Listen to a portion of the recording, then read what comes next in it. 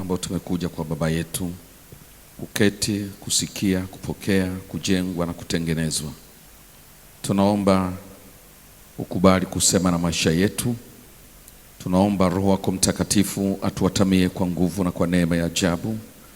Tunaomba Mungu wetu, kila mmoja fahamu wake ukapate kutengenezwa katika hali ya kuguswa na kupokea kile ambacho unataka tukielewe na tukifahamu kutoka kwako kupitia fundisho la neno lako.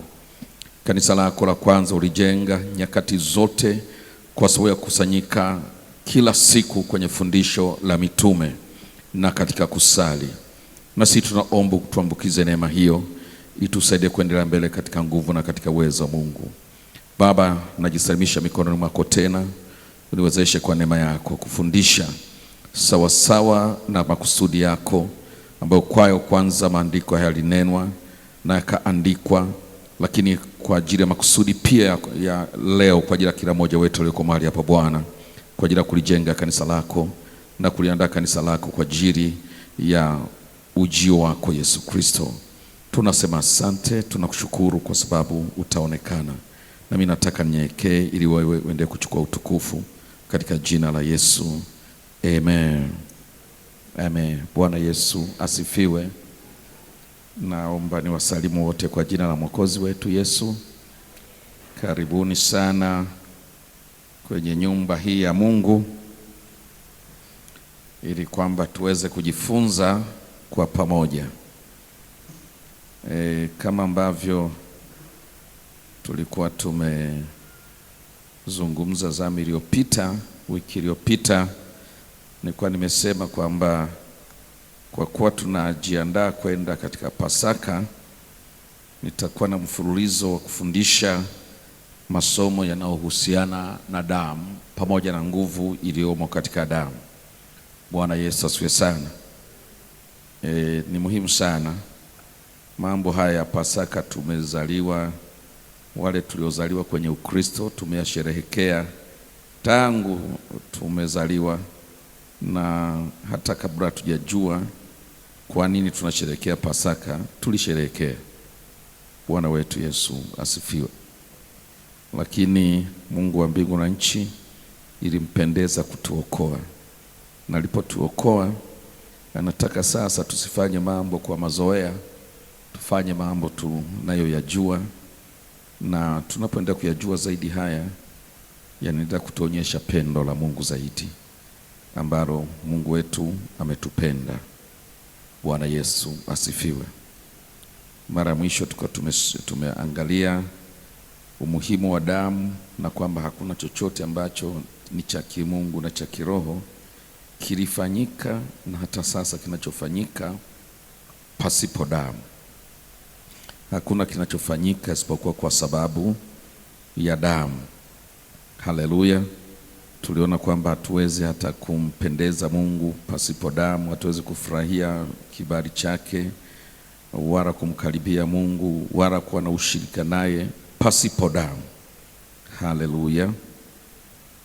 Amen. Na nataka leo tuendelee kutokea hapo tulipoishia.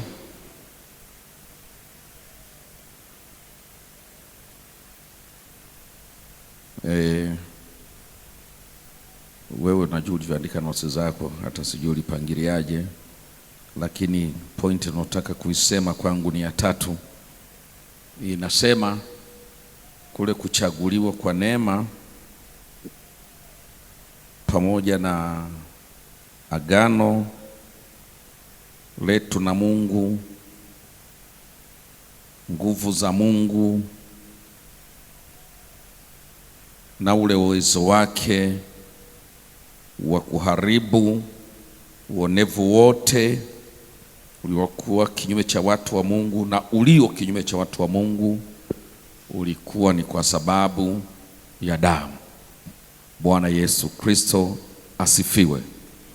Ninaomba tufungue Biblia zetu wale tulionazo katika kitabu cha Mwanzo sura ya 22.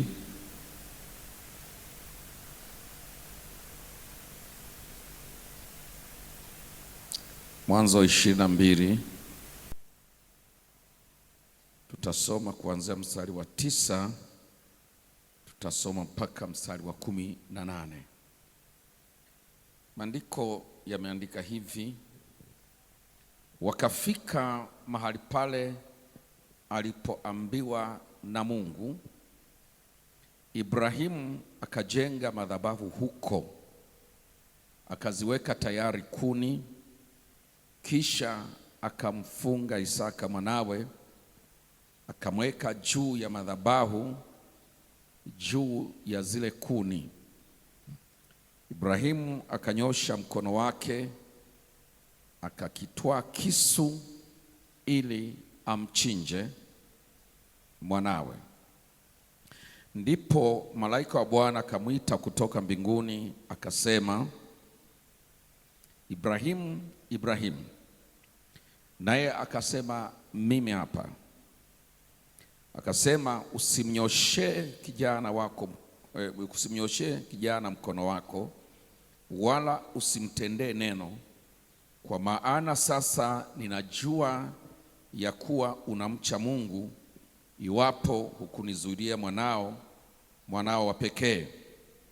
Ibrahimu akainua macho yake, akaangalia, na tazama, kondoo mume yuko nyuma yake, amenaswa pembe zake katika kichaka. Basi Ibrahimu akaenda akamtoa huyo kondoo, akamtoa awe sadaka ya kuteketezwa badala ya mwanawe. Ibrahimu akapaita mahali hapo Yehova Yire, kama watu wasemavyo hata leo, katika mlima wa Bwana itapatikana. Malaika wa Bwana akamwita Ibrahimu mara ya pili kutoka mbinguni, akasema, nimeapa kwa nafsi yangu, asema Bwana, kwa kuwa umetenda neno hili, wala hukunizuilia mwanao wa pekee, katika kubariki nitakubariki, na katika kuzidisha nitauzidisha uzao wako kama nyota za mbinguni na kama mchanga ulioko pwani, na uzao wako utamiliki mlango wa adui zao, na katika uzao wako mataifa yote watajibarikia, kwa sababu umeitii sauti yangu. Bwana wetu Yesu asifiwe. Kuna vitu nataka tuviangalie katika maneno haya tuliyosoma. Kwa nini ilikuwa ni lazima Mungu amtake Ibrahimu kutoa Isaka? Bwana Yesu asifiwe. Nadhani wote mnafahamu ya kwamba Isaka alikuwa ni mtoto wa pekee kwa Ibrahimu, na si tu mtoto wa pekee, ni mtoto wa muujiza, kwa sababu ni mtoto aliyezaliwa uzeeni. Yote hayo mnayajua. Lakini si hayo tu, alikuwa ni mtoto wa agano, kwa sababu Mungu alizungumza na Ibrahimu miaka ya zamani, akiwa anaitwa Abraham wakati huo, miaka mingi nyuma, kama 25 nyuma au zaidi ya 25. Bwana, ilikuwa wakati ule zidi 25, kwa sababu alimpata Isaka miaka 25 baada ya kuwa ametoka kule alikotokea. Haleluya. Na Isaka muda huu Mungu anamwambia amtoe sadaka, alikuwa ni mtoto ameshavuka miaka 10, around 13. Bwana Yesu asifiwe sana. Kwa ni miaka karibu 90 au 80 na kitu ya 25 ongeza 13 na kwa ngapi? 30 na karibu 40. Bwana Yesu asifiwe sana. Na wakati anamwambia amtoe, alikuwa anamwambia kutoa kitu ambacho kwa Ibrahimu ni zaidi ya maelezo, umuhimu wake kwake. Yaani ukizungumza Isaka kwa Ibrahimu, umezungumza jambo mtu wa muhimu au jambo la muhimu kwake. Pengine lugha ya kueleza namna Ibrahimu alivyokuwa anamtazama Isaka pengine hatuna leo. Inawezekana lugha ya kueleza Isaka kwa Ibrahimu alikuwa nani, tunaongea tu, inawezekana hatuipatii vizuri. Alikuwa wa muhimu mno kwa Ibrahimu. Yale maneno yote Mungu amezungumza naye kwa miaka hiyo yote karibu 30 na kitu, yalikuwa yote yanamtazama Isaka. Haleluya. Anaposema nitakufanya mataifa, nitakufanya kwa taifa kubwa, nitafanya nini, uzao wako utakuwa kama mchanga wa bahari, na yote Ibrahimu akiyasikia kutoka kwa Mungu, anaangalia Isaka. Yote alikuwa anaona ndani ya Isaka. Kwa Ibrahimu, Isaka halikuwa jambo la kawaida. Isaka alikuwa kama kila kitu kwa Ibrahimu. Isaka alikuwa ndio contact yake na Mungu. Yale yote Mungu amesema alikuwa anatazama ndani ya Isaka. Sasa siku moja, sijajui kwa jioni, sijajui kwa asubuhi, sijajui kwa saa ngapi, Mungu anamtokea Ibrahimu, anamwambia Ibrahimu, anaitika kama ilivyozoea, kwa sababu Mungu haikuwa mara ya kwanza kuja kwa Ibrahimu na kumwita. Alishamwita mara kadhaa, na nyakati nyingine amemwita kwenye ndoto. Sijui kama na siku hiyo ilikuwa ni ndoto. Haleluya. Anakuja kumwambia nenda katika nchi ya Moria. Wakati anamwambia nchi ya Moria, Ibrahimu alikuwa anaishi mahali panapoitwa Hebron. Haleluya. Mamre, maana jina lingine la hapo palikuwa panaitwa Mamre, ambapo ndipo Hebron. Haleluya. Kwa anamwambia safiri kutoka Mamre uende Moria. Moria ni mahali ambapo miaka ya sasa tunapaita Yerusalemu. Haleluya. Na katika Yerusalemu kule Yerusalemu kuna vilima kama Mwanza hivi, vipo vilima. Haleluya. Kwa miongoni mwa vilima maarufu pale Yerusalemu, kimoja wapo kinaitwa Moria. Siku hizi hakiitwi Moria, kinaitwa Temple Mount, yani mlima wa hekalu. Kwa sababu hapo ndipo ambapo hekalu Sulemani alipojenga hekalu, na baadaye Zerubabeli, baadaye likaboreshwa na Herode hapo, na tunatazamia baadaye litajengwa lingine tena kanisa likishanyakuliwa. Pinga Kristo atafanya uwezesho lijengwe kwa ajili ya kuwavuta Wayahudi wa mwamini. Jina la Yesu libarikiwe. Kwa hiyo Moria wakati huo, ambapo sasa hivi panaitwa Temple Mount, ni mlima maarufu sana Yerusalemu, na historia yake inaanzia hapo. Kuna milima yenye historia. Kuna mlima mwingine unaitwa Sayuni, na mlima Sayuni na mlima Moria ni milima muhimu sana kwenye historia ya Israeli, ambayo yote iko kwenye mji wa Yerusalemu. Bwana Yesu asifiwe sana. Kwa hiyo akamwambia nenda Moria, kwenye mlima nitakao kuonyesha utanitolea Isaka kuwa sadaka ya kuteketezwa. Ibrahimu hatusomi alichoongezea, tunaona tu ile hatua aliyochukua kesho yake. Maana yake inatuambia Mungu alipomwambia Ibrahimu hakutia shaka wala hakutia ubishi, aliondoka moja kwa moja. Akachukua vijana wa kusaidia kubeba vitu, mizigo. Haleluya. Wakaondoka safari, wanaenda Moria. Wakafika, wakaenda waona ni kama pale kilima kama kile pale. Akaambia vijana, tukae mtusubiri hapa, mimi na kijana Isaka tunaenda pale kwenye ule mlima tukaabudu, halafu tutawarudia. Haleluya. Wakaenda, wakati wanaenda wawili peke yao, Isaka mambo ya sadaka ameshayazoea.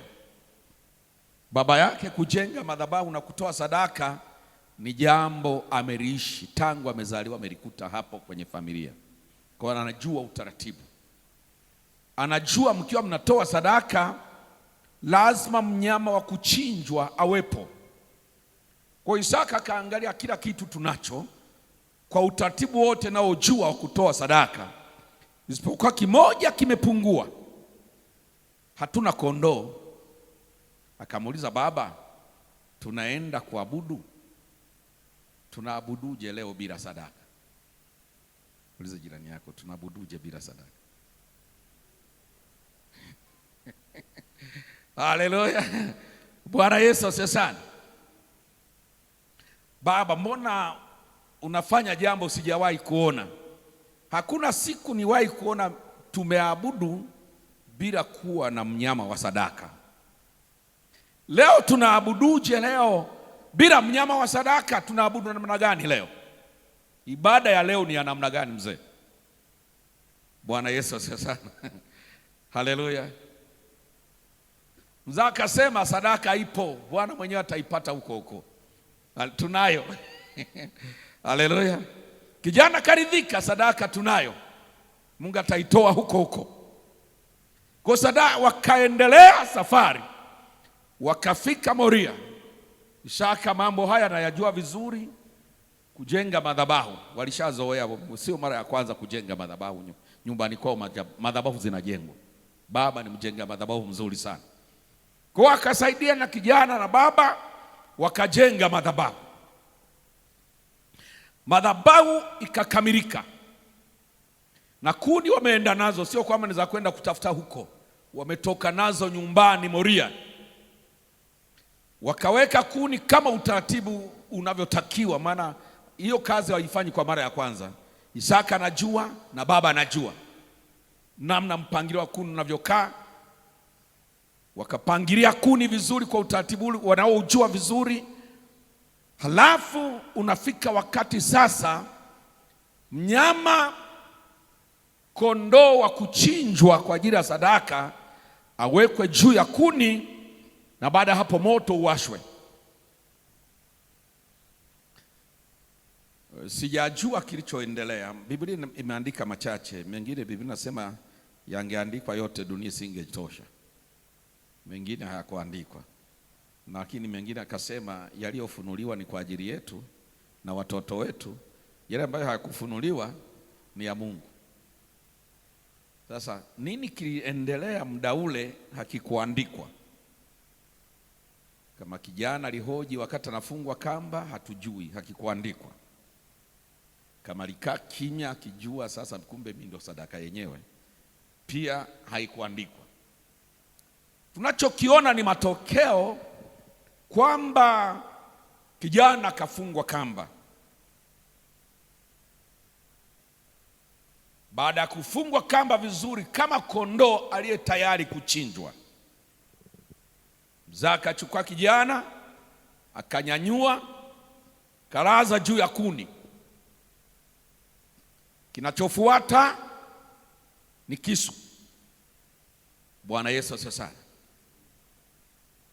Toaji wa dhabihu muhimu ilikuwa ni damu. Bwana Yesu asifiwe sana. Na baada ya hapo nyama inateketezwa, lakini damu anachinjwa kwanza, ili damu kwanza itoke. Utaratibu wa damu ni kunyunyizwa kwenye madhabahu, halafu nyama inachomwa kwa kuteketezwa. Kwa mzee akachukua kisu, anataka sijui uchinjaji huwa ni shingo. Uchinjaji ni shingo. Damu inatokeaga kwenye mishipa ya shingo. Haleluya. Kisu kikainuliwa, mzee ashushe, halafu damu sasa itoke. Damu ndio uhai. Bwana Yesu asifiwe sana. Damu ndio uhai. Damu ndio inafanya agano. Wakati ameinua nataka kushusha, mara kaitwa jina tena mara mbili, Ibrahimu, Ibrahimu. Akaitika, mimi hapa. Sauti yenyewe ameizoea, anaijua, anaimuita, anamjua vizuri. Ndio ni vizuri kuishi na Mungu vizuri mpaka ukamjua, na akiongea unaelewa. Haleluya. Mungu akiongea unaelewa, Mungu anaongea na mimi. Kwa alipoita Ibrahimu hakuwa na mashaka nani kaita, kwa sababu haikuwa mara ya kwanza kusikia ile sauti, na si mara yake ya kwanza kuitwa na Mungu kwa jina lake. Kwa kaitika, akasema mimi hapa. Akaambia, usimnyoshe mkono mwanao, wala usimtende neno. Nimeona yale maneno tumeyasoma aliyomwambia. Wakati anasikia yale maneno, akageuka, akaona kondoo dume amenaswa pembe zake kwenye kichaka. Akaenda akachukua yule kondoo, akarudi akafungua zile kamba kwa mtoto. Halafu alipomaliza kufungua mtoto, kamba zile zile kamfunga kondoo. Mtoto na baba wakasaidiana, wakabeba kondoo, akaweka juu ya kuni. Mzee kachinja, sadaka ikateketezwa. Kilichoendelea hakikuandikwa. Baadaye sauti kasikika tena, namwita mara ya pili kutoka mbinguni, Ibrahimu, Ibrahimu, kwa kuwa hukunizuilia mwanao wa pekee, nimejua kwamba unamcha Bwana. Kwa kama kubariki nitakubariki, kama kukuinua nitakuinua. Akamwambia, uzao wako nitaupa kumiliki mlango wa adui. Haleluya. Na maneno mengine, mataifa yote watajibarikia. Yote hayo, Bwana Yesu asiwe sana. Baada ya maneno hayo yote kuisha, basi wakasafiri kurudi nyumbani. Wakafika nyumbani, sijui, sina hakika kama mama walikuwa wamemwambia tunaenda huko kutoa sadaka, na sadaka yenyewe ndio dogo hapa. Sijui kama Ibrahimu alikuwa amemwambia Sara kama wanakwenda kumtoa Isaka. Haikuandikwa. Nimesema yaliyofichwa ni kwa ajili ya Mungu, yaliyofunuliwa ndio yetu na watoto wetu. Haleluya. Kwa hiyo haikuandikwa Sara kama alijua chochote, na waliporudi haikuandikwa kama walimsimulia, ila baadaye tunaisoma hiyo habari kwa sababu Musa aliandika. Miaka hiyo Musa alikuwa hajazaliwa. Kwa Musa alikuja kuandika hii kwa kuambiwa na Mungu kule kwenye mlima Sinai. Wakati ule hakuna kitabu kilichoandikwa. Haleluya. Kitabu kiliandikwa miaka mingi baadaye, na kiliandikwa na Musa. Musa ni kizazi cha baadaye sana, baada ya Ibrahimu. Aliandika kwa sababu Mungu alimwambia mambo yote hayo walipokutana juu ya mlima Sinai. Kwa hatujui Sara kama alikuwa ameambiwa wakati wanaenda, na waliporudi walipeana ushuhuda namna gani, yote hatujui. Lakini jambo moja tunajua kama aliambiwa au hakuambiwa, Ibrahimu na familia hiyo yake, hasa tukimtazama Isaka na Ibrahimu, kuna jambo nataka niliseme ni la muhimu sana, na haliwezekani isipokuwa kwa damu. Kuua kitu kinaitwa ubinafsi, umimi. Dying to self, kufa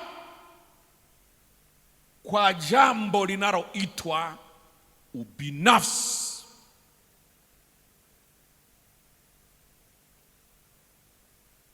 Kufa kwa jambo linaloitwa umimi. Kiingereza kinaweka vizuri, dying to self. Bwana Yesu asifiwe. Moja ya mambo damu inatusaidia ni kutua kitu kinaitwa ubinafsi. Wote tunaanza kujiona kwa ile damu. Thamani yetu ni ile damu. Kama nilivyosema wakati mwingine, tulivyo ni kwa sababu ya damu ya Yesu. Tulicho nacho ni kwa sababu ya damu ya Yesu. Hatuna cha kujivunia, hakuna cha kusema ni sisi, hatuna cha kung'ang'ania, hatuna cha kushikilia, hatuna cha kugombania. Haleluya! Tulivyo ni Yesu. Jina la Yesu na libarikiwe. Kwa nasema hayo, Ibrahimu hapakuwepo na kitu kinaweza kumfanya toe Isaka kama kwenye ubinafsi hakufa. Isaka alikuwa ni wa maana kuliko unavyoweza kuongea kwa Ibrahimu.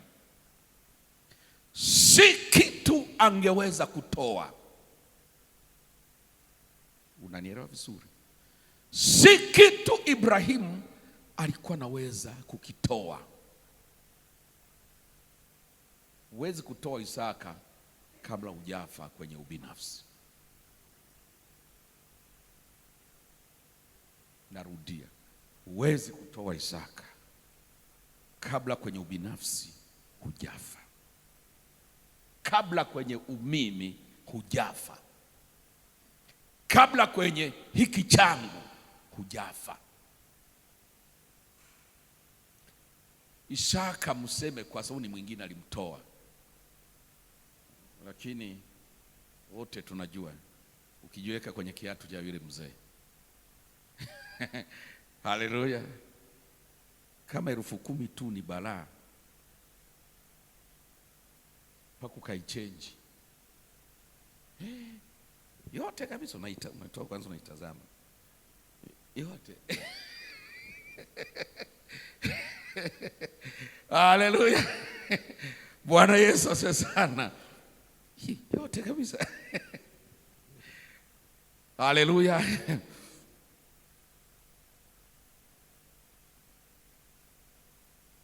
Huwezi kutoa Isaka hukufa kwenye kitu kinachoitwa ubinafsi, umimi, ucha kwangu.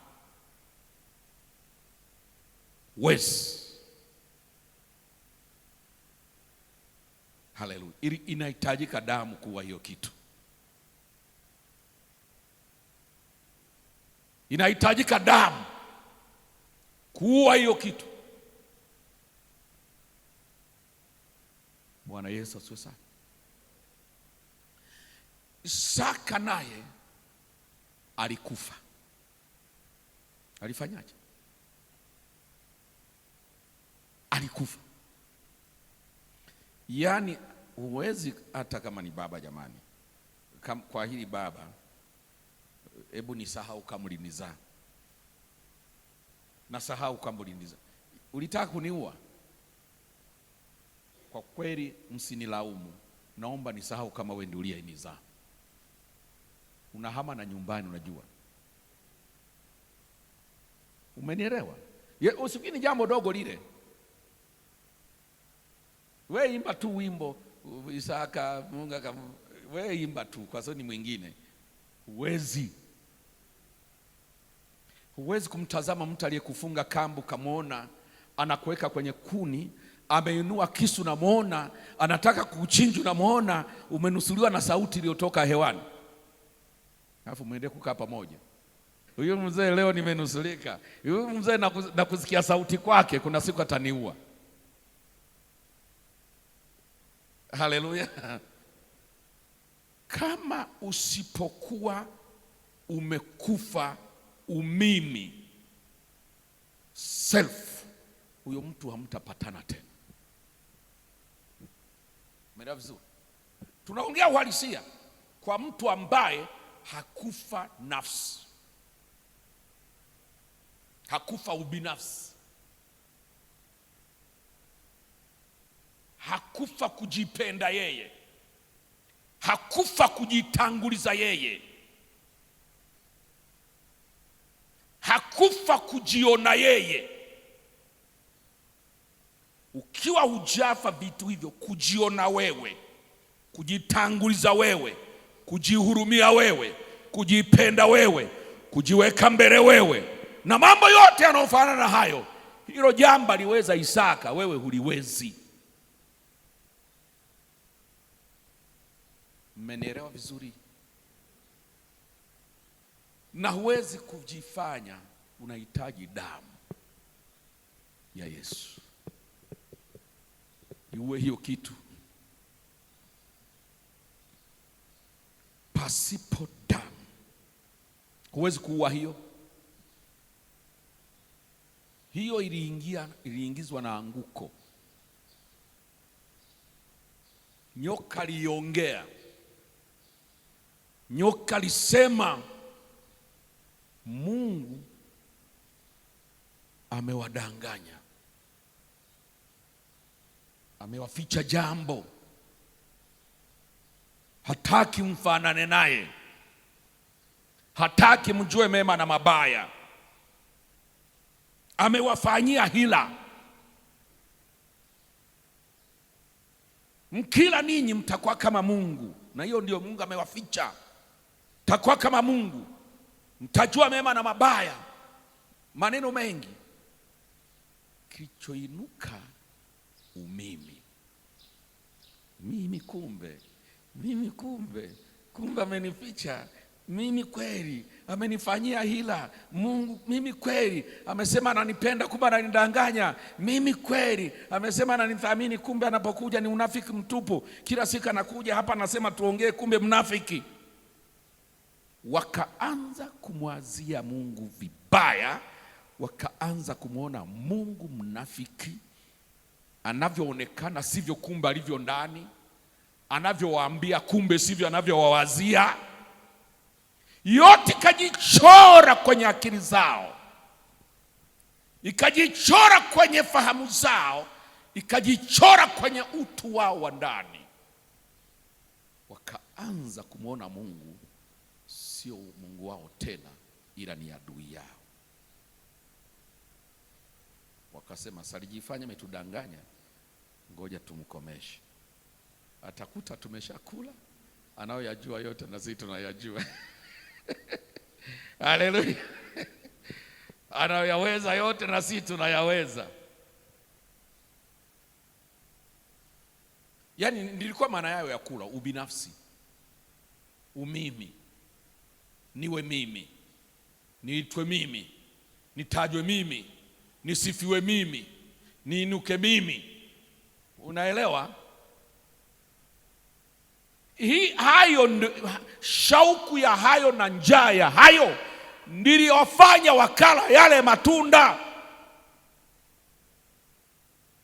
na hicho kitu ndicho damu ilikuja kuua. Mnaniona nachongea?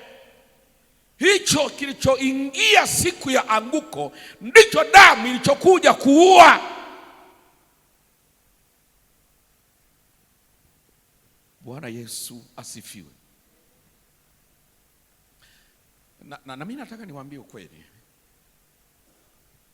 Tunaimba tu mapenzi ya Mungu, lakini mapenzi ya Mungu ni magumu kuyafanya usipokufa. Kufanya mapenzi ya Mungu, watu wa Mungu, ni vigumu kwa mtu ambaye hajafa.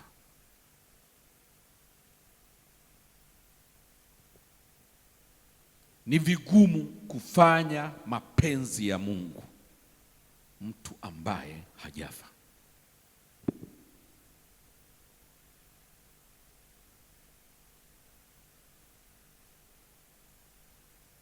Haleluya.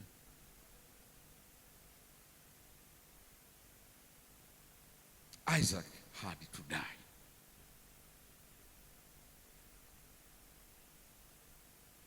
Bwana Yesu asifiwe sana. Kwa hiyo Isaka alipotoka pale, jambo la kwanza nitaka lione ni hilo. Mungu alikuwa na demonstrate, alikuwa anadhihirisha jinsi ubinafsi unavyoweza kuuawa kwa njia ya damu.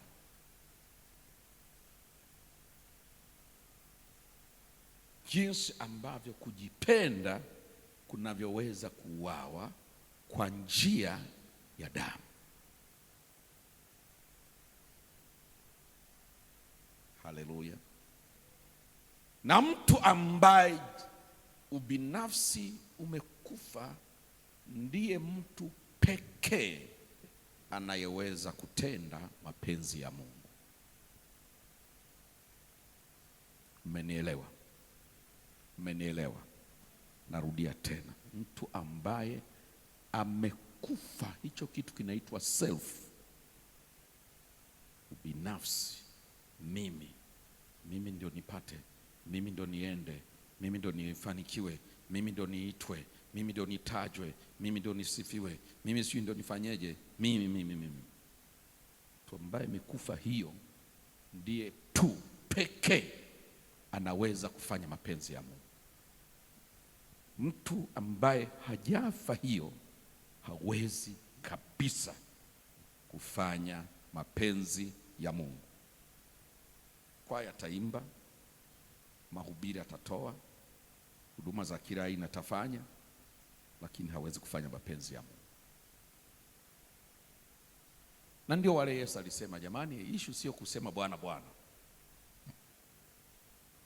Haleluya. Kusema Bwana Bwana hiyo sio swala kubwa.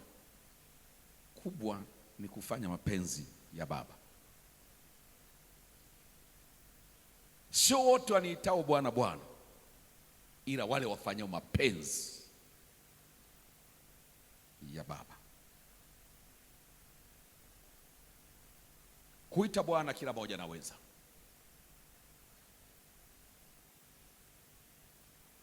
Kusali kila mtu anaweza. Kufanya huduma kila mtu anaweza. Kila kitu kila mtu anaweza. Lakini kufanya mapenzi ya Mungu ni aliyekufa. Aliyekufa tu ndiye anaweza kufanya mapenzi ya Mungu. Bwana Yesu asifiwe. Amen. Kwa hiyo Mungu ule mfano wa kifo cha Isaka ulikuwa ni Mungu anataka kudhihirisha jinsi pasipo damu haiwezekani kufa ubinafsi. Ni kwa njia ya damu, si pasipo damu. Haleluya, haleluya.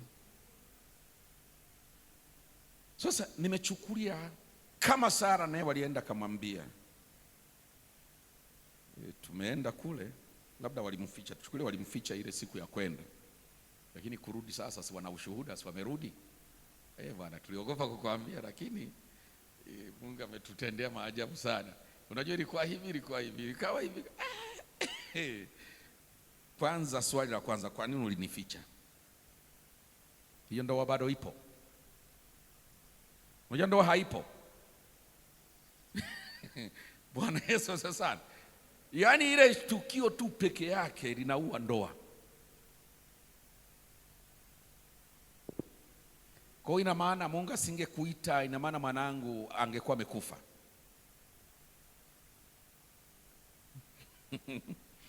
Haleluya. Ukishasikia mtu anamzuia mwenzake asisali tena, ni hapo. Kama kusali ndio hivyo, huku kusali kwako kutatumaliza.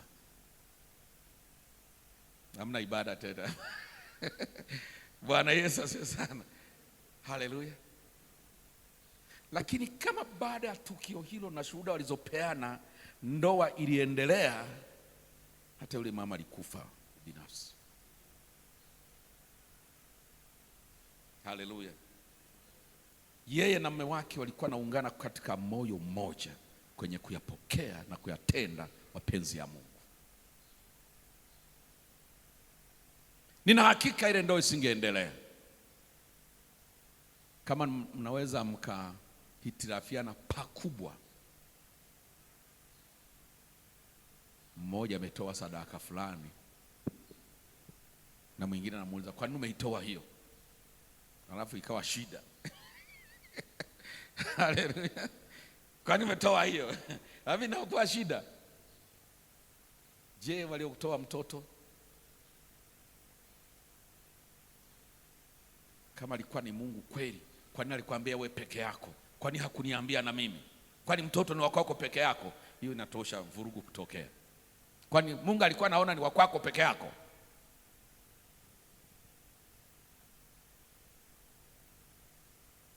Haleluya. Hiyo inatosha ile ndoa kuingia doa kubwa, na pengine hata isiwepo. Bwana Yesu asifiwe sana. Kama baada ya pale ndoa iliendelea, basi wale watu jambo kubwa lilikuwa limetokea kwenye maisha yao, na kitu kinachoitwa ubinafsi. Kuna mtu ndani alikuwa amekufa kweli kweli ndani yao. Haleluya. Kuna mtu ndani alikuwa amekufa kweli kweli, alikuwa haishi tena kabisa kwenye maisha yao, alikuwa amekufa. Jina la Yesu libarikiwe. Jina la Yesu libarikiwe. Jambo la pili nitaka kulione kwenye story hii ambayo tumesoma, nataka uone kwamba ili upone, ili uwe salama, unakuwa salama kwa sababu kuna aliyekufa kwa ajili ya badala yako. Usingeweza kuwa hai, uzima ulionao usingeweza kuwa nao, isipokuwa kuna mwingine uzima wa kwake umeondolewa ili wa kwako usalimike. Kuna uzima mbadala, kuna uhai mbadala umetolewa ili uhai wa mtu mwingine usalimike.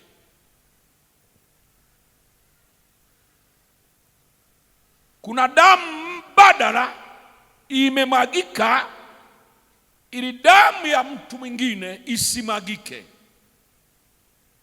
Kuna damu mbadala imemwagika. You can only be spared by the blood, not without blood. Si pasipo, huwezi kuwa salama pasipo damu. Uhai wako si salama pasipo damu. Uzima ulionao haukutokea pasipo damu. Jina la Yesu libarikiwe. Tunaishi kwa sababu ya damu. Pasipo damu tusingekuwa tunaishi. Hatuharibiwi si pasipo damu, ni kwa sababu ya damu sisi hatuharibiwi. Mwandishi mmoja anasema ni rehema za Bwana kwamba hatufanyije, hatuangamii.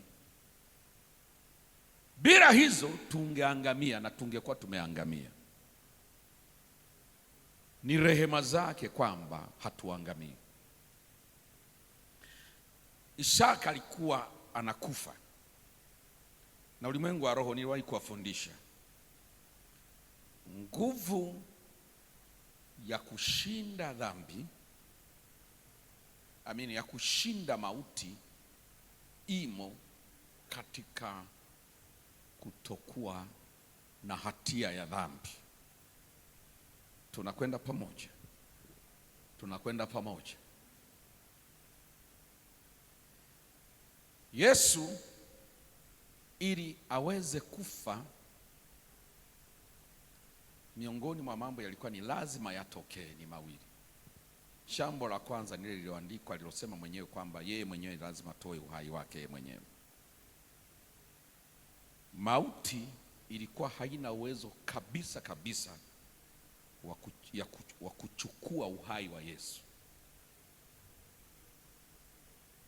Mamlaka hiyo mauti haikuwa nayo ya kuchukua uhai wa Yesu, ilikuwa haina. Kwa vyovyote vile ambavyo ingekuwa, Yesu asingeweza kufa mpaka yeye mwenyewe autoe uhai wake yeye mwenyewe. Lakini jambo la pili, kwa sababu Yesu hakuwa na hatia yoyote ya dhambi, asingeweza kupata mshahara unaoitwa mauti. Biblia imeandika kwamba mshahara wa dhambi ni, na kwa Yesu hapakuwepo dhambi, kwa mauti isingeweza kuwa na mamlaka ya kutoa uhai wa Yesu, kwa sababu hapakuwa na dhambi kwa Yesu. Haleluya! Kwa ili Yesu afe, ilikuwa ni lazima mambo mawili yatokee. Jambo la kwanza nimelisema, lazima yeye mwenyewe kwa hiari yake autoe uhai wake. Jambo la pili, ilikuwa ni lazima afanyike dhambi. Haleluya! Wakorintho wa pili nasema yeye alifanyika, yeye asiyejua dhambi alifanyika kuwa dhambi.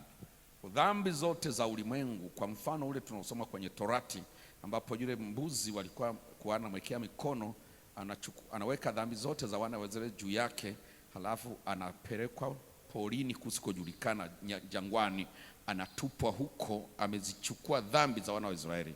Ndivyo ilivyotokea msalabani. Dhambi zote za kizazi cha wanadamu ziliwekwa juu ya Yesu, na ile ilikuwa ni kutimiza matakwa. Hawezi mauti kamweza kuchukua uhai wake isipokuwa kuna dhambi juu yake. Haleluya! Kwa tukio lile la dhambi zote kwa juu yake lisingetokea, Yesu asingekufa, kwa sababu mauti isingeweza kuchukua uhai wake. Haleluya! Kwa ililazimika kama mwana kondoo, kwa mfano wa yule ambaye makuhani walikuwa wanaweka dhambi za Waisraeli juu yake, halafu wanakwenda wanamtupa kusikojulikana jangwani. Ndivyo Yesu kama mwana kondoo achukuaye, Biblia imeandika hivyo, achukuaye dhambi za ulimwengu. Haleluya! Dhambi zote za ulimwengu ziliwekwa juu yake. Yeye asiyejua dhambi akafanyika kuwa dhambi, ili alikuwa anaweza kuipa mauti access kumfikia. Bwana Yesu asifiwe sana. Ile ndio ilikuwa njia pekee mauti ilikuwa inaweza kumfikia, dhambi. Haleluya! Lakini kwa sababu dhambi pia, ili zivunjwe nguvu zake, nguvu ya dhambi vunjike, ni lazima isurubiwe. Kwa sababu nguvu ya dhambi haivunjwi na kitu chochote kile, inavunjwa na msalaba. Nguvu ya dhambi inavunjwa na msalaba. Kwa ili dhambi nguvu yake iuawe, ilikuwa ni lazima dhambi isurubiwe. Na ili dhambi isurubiwe, ilikuwa ni lazima iwe juu ya Yesu, ili Yesu anaposurubiwa na dhambi pia iwe inasurubiwa, ili Yesu anapokufa na nguvu ya dhambi iwe inakufa. Haleluya! Haleluya! Haya maneno mnayaelewa vizuri? Nikifundisha hivi mnaelewa? Bwana Yesu asifiwe sana. Kwa ilikuwa ni lazima dhambi iende juu ya Yesu ili isurubiwe. Ilikuwa ni lazima dhambi iende juu ya Yesu ili Yesu aweze kufa. Kwa hiyo hayo mambo mawili yalikuwa ni lazima. Ilikuwa ni lazima dhambi iende juu ya Yesu ili dhambi isurubiwe, isiwe na nguvu tena. Haleluya. Ilikuwa lazima dhambi iwekwe juu ya Yesu ili isurubiwe, isiwe hai tena, ife. Na ilikuwa ni lazima dhambi iwe juu ya Yesu ili Yesu aweze kufa. Haleluya. Sasa si vyote vilikufa. Yesu alikufa na dhambi ikafa pamoja naye. Haleluya. Na kwa hiyo mauti ikawa nayo imekufa kwa namna hiyo hiyo, kwa sababu mshahara wa dhambi ni mauti. Sasa kama dhambi mauti imekufa, mauti inafanya nini? Haleluya. Kama mauti imekufa, kama dhambi imekufa, mauti nguvu yake iko wapi sasa? Maana nguvu ya mauti ni dhambi. Dhambi imekufa, mauti inafanya nini? Haleluya. Na nguvu ya dhambi pia ikafa. Nguvu ya dhambi ikafa na nguvu ya mauti ikafanyaje? Nayo pia ikafa. Ndio maana ilikuwa ni rahisi alipoenda kuzimu, nguvu ya uzima ilipokuja kumfufua, mauti ilikuwa haina nguvu ya kushindana na ile nguvu ya uzima, kwa sababu mauti tayari ni dhaifu. Bwana Yesu asifiwe sana. Na Yesu akafufuka.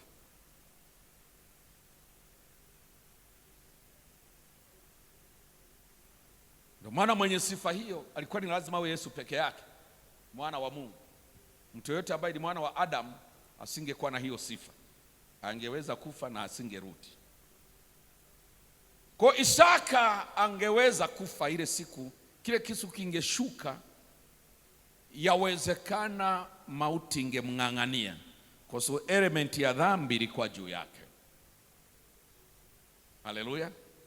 Mauti ingemng'ang'ania na asingerudi. Mnanielewa vizuri? Kile kisu kingeshuka, mauti ingemng'ang'ania na asingerudi. Kwa uhai wa Isaka ukapatikana kwa mbadala wa kondoo aliyekufa mahali pake. Umeelewa vizuri?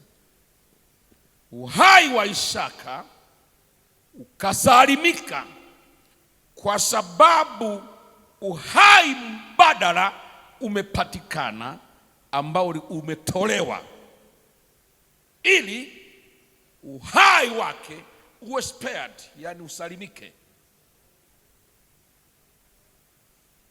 Ndio umuhimu wa yule kondoo. Yule kondoo alikuwepo ili Isaka aishi. Mungu ameshasema Isaka anatolewa. Kwa Isaka kutokutolewa, ilikuwa lazima uhai wa kukomboa uhai wake upatikane.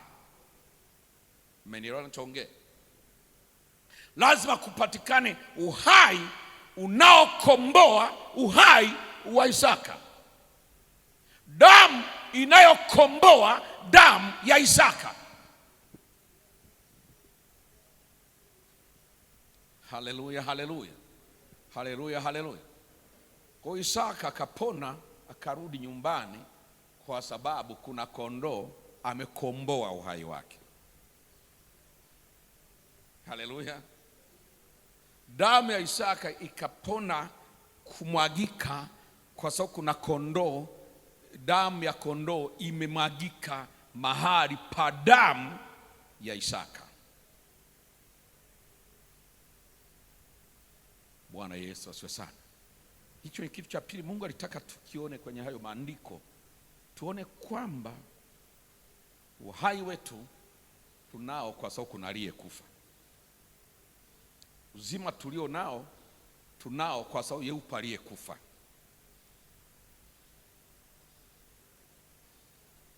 Haleluya. Tunaishi kwa sababu kuna aliyekufa. Uhai wetu uko salama kwa sababu kuna uhai uliotolewa.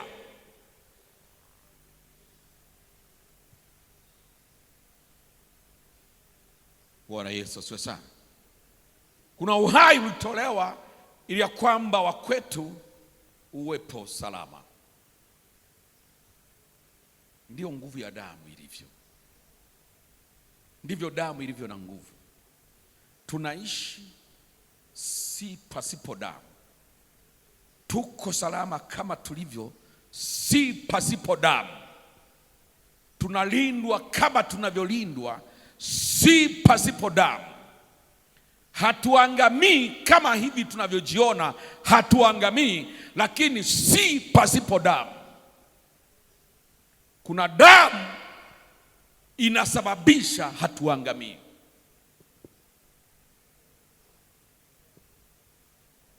Haleluya. Sio pasipo damu.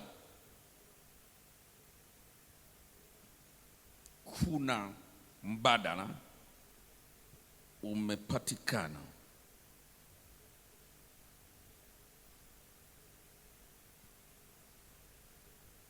Kwa Isaka, kwa maana hiyo uhai wake ukawa salama, na wote tuliozaliwa kutokana na yeye. Unajua wote tumezaliwa kutokana na yeye, kwa sababu walizaliwa Waisraeli kutokana na yeye, lakini na sisi kupitia Yesu Kristo tukao uzao huo huo wa Isaka. Haleluya.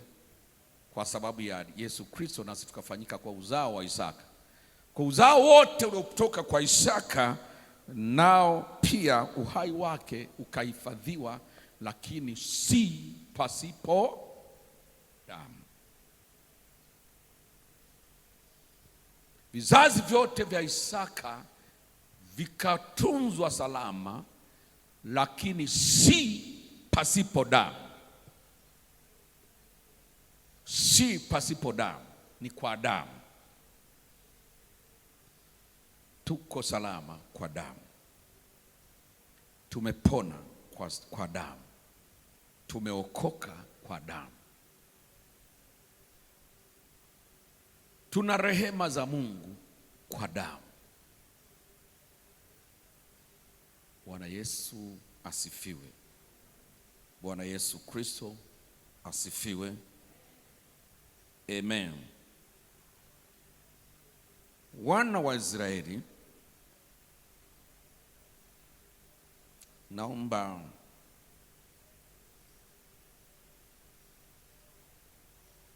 tusome Kutoka sura 12 mstari wa 12 mpaka wa 14. Tutamalizia hapo.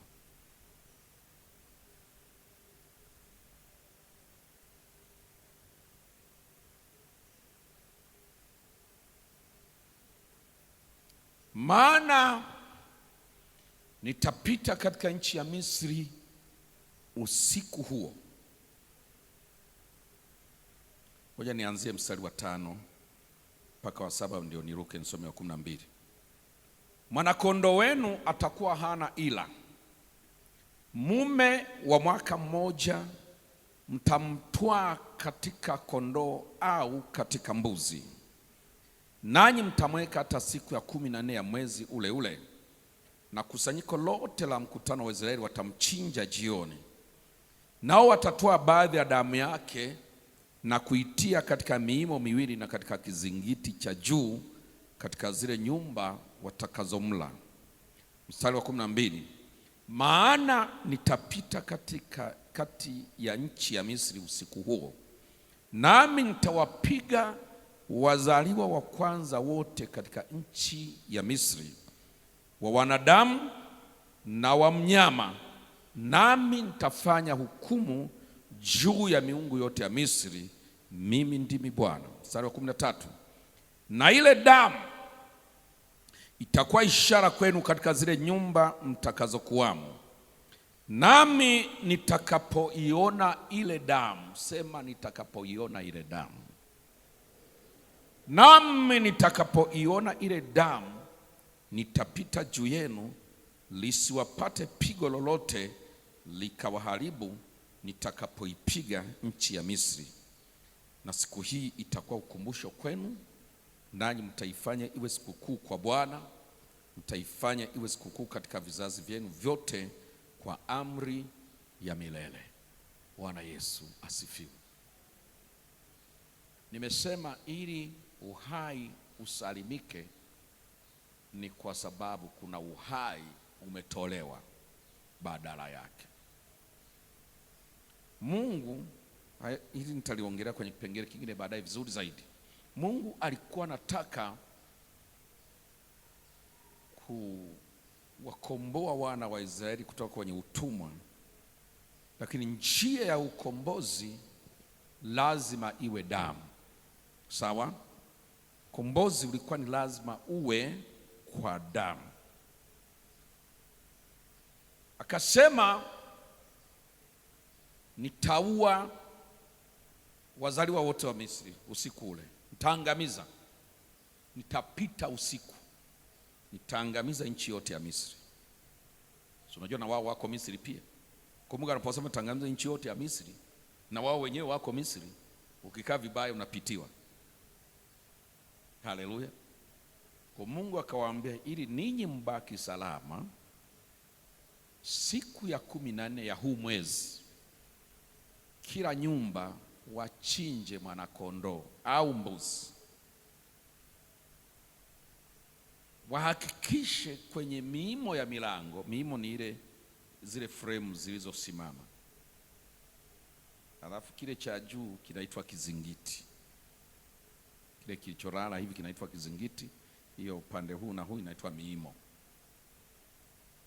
Akasema kwenye miimo ya milango mpake damu, mnyunyize damu, na kwenye kizingiti cha juu pia mnyunyize damu.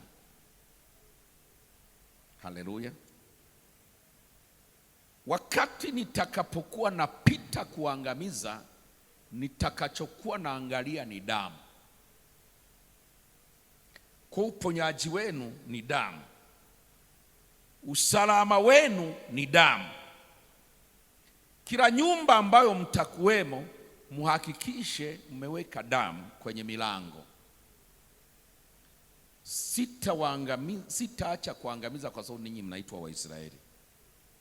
Nitaacha kuangamiza kwa sababu nitaona damu. Kwa asingejalisha uwe Mwisraeli, kama hakuna damu umeenda, unapitiwa. Yaani hawakusalimika kwa sababu ni Waisraeli, walisalimika kwa sababu ni Waisraeli walioweka damu kwenye milango. Na hata kwenye hukumu ya mwisho wako Waisraeli wataenda motoni. Watakaoenda mbinguni ni Waisraeli waliopokea Yesu. Tutaingia kwa damu. Wote tutaingia mbinguni kwa damu. Tuwa mataifa au Wayahudi, wote tutaingia mbinguni kwa damu. Bwana Yesu asifiwe. Kwa akawaambia mtaweka damu kwenye milango. Nitakuwa napita naangalia damu. Nikiona damu nitapita juu. Sitawaangamiza na hakuna pigo litawapata. Lakini nisipoona damu mnaangamia. Watu wote wakafanya utaratibu huo kuweka damu. Kulikuwa ili waishi, kulikuwa na lazima kuwe kuna mwanakondoo amekufa. Damu iliyowafanya uhai wao ukawa salama ni kwa sababu kuna uhai mbadala umepatikana ulioangamia. Ili uhai wa wengine uwe salama, kuna uhai ulioangamia. ndiyo nguvu ya damu. Hatuko salama pasipo damu. Tuko salama kwa sababu ya damu, si pasipo damu. Naomba tusimame.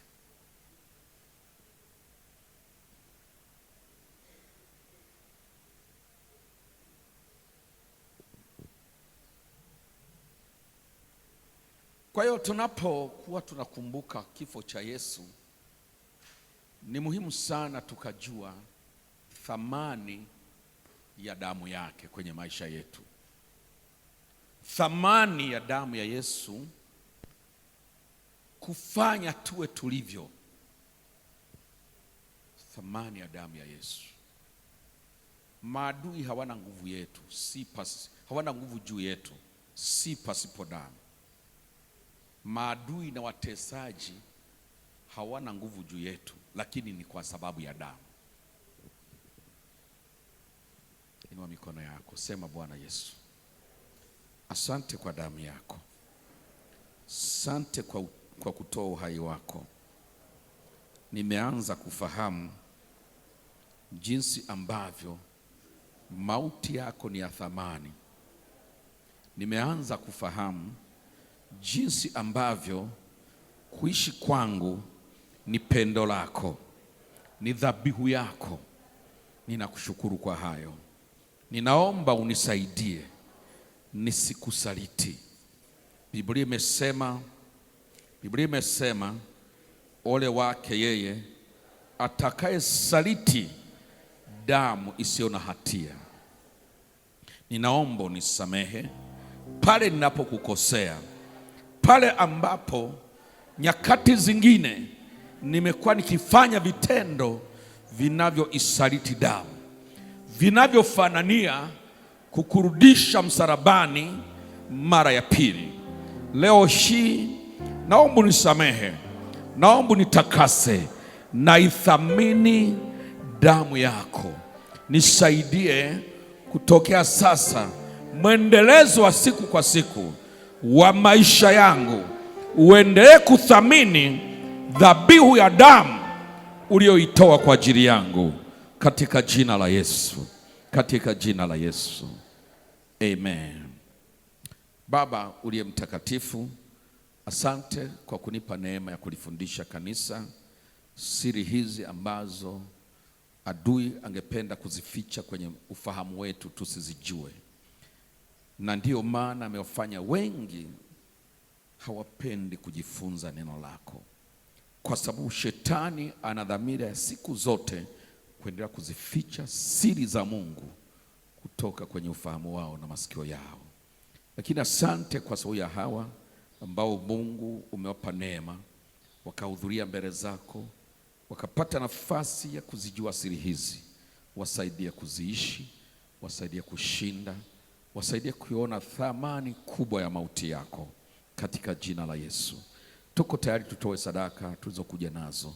Natoa sadaka kwa sababu tunakupenda, na tunakupenda kwa sababu wewe ulitupenda kwanza. Baba, pokea sadaka zetu, utubariki na uendelee kuwa pamoja nasi tunapoondoka mahali hapa. Ututunze na utupe kutafakari haya, yasiondoke kwenye ufahamu zetu na kwenye vinywa vyetu pia, katika jina la Yesu, amen. Amen. Karibuni tutoe sadaka.